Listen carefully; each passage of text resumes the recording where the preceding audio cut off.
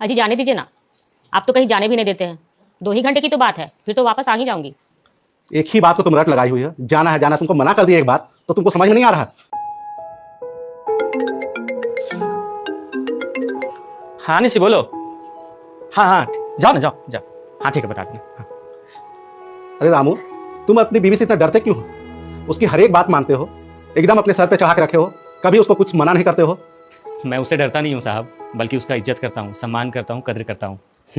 ऐसा क्या है उसमें इतने सर पे चढ़ा रखे हो? न शकल है न पढ़ी लिखी है। इतना भाव नहीं देना चाहिए इन लोगों को। मुझे इस बात से कोई फर्क नहीं पड़ता साहब कि वो कैसी है। मुझे तो इस दुनिया में सबसे प्यारा रिश्ता उसी का लगता है। ओह अच्छा, जोरू के गुलाम।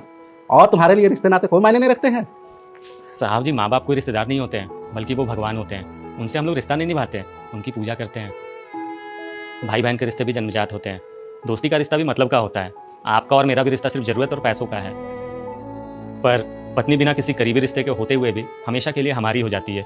अपना सब कुछ पीछे छोड़ करके, घर द्वार रिश्ते नाते सब कुछ, वो हमारे सुख दुख की अर्धांगिनी बन जाती है, सहभागी बन जाती है आखिरी सांसों तक। साहब जी, पत्नी कोई अकेला रिश्ता नहीं है, बल्कि रिश्तों का भंडार है।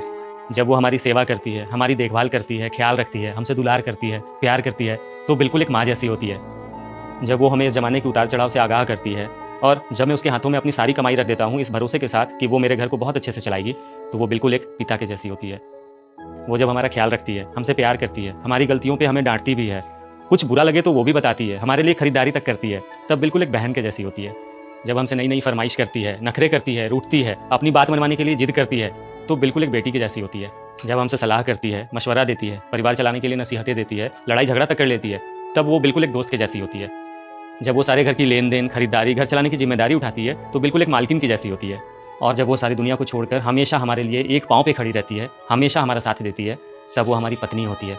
मालिक, मैं उसके लिए इतना भी नहीं कर सकता। अगर मैं इतना कुछ करता हूँ तो क्या गलत करता हूँ? मालिक, पति पत्नी का रिश्ता बड़ा ही नाजुक होता है। वो कभी भी एक साइड से नहीं निभाया जा सकता। पति पत्नी दोनों को चाहिए कि एक दूसरे को समझे। अगर कोई पत्नी आपकी इज्जत करती है, आपकी हर बात मानती है, तो वो आपकी गुलाम नहीं है, बल्कि वो आपको खोना नहीं चाहती है, आपके साथ हमेशा रहना चाहती है, आपको दिलो जान से प्यार करती है। इसलिए ऐसे में हर पति को चाहिए कि अगर पत्नी को अर्धांगिनी कहा गया है तो उसे अर्धांगिनी का दर्जा मिलना भी चाहिए। दुनिया का सबसे प्यारा रिश्ता पति पत्नी का होता है। बस इसे ईगो में आकर के नहीं, बल्कि एक दूसरे को समझकर समझदारी से निभाना चाहिए, तभी एक मकान घर रहेगा। एक औरत के चेहरे के सारे रंग मर्द की वजह से ही आते हैं, फिर चाहे वो खुशी के हों या गम के।